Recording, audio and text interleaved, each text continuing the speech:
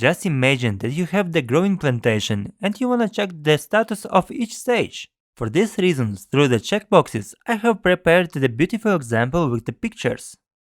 So let's go and let's write our formula. If error, index, we select the cells with our pictures,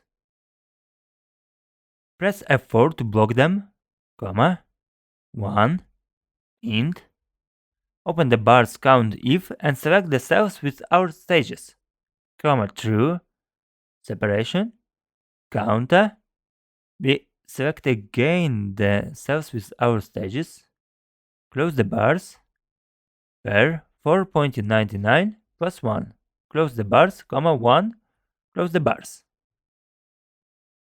Just drag the formula to another cells and let's check the result. So guys, the beautiful thing is that clicking on the checkbox, the image will change and we can easily follow different type of stages.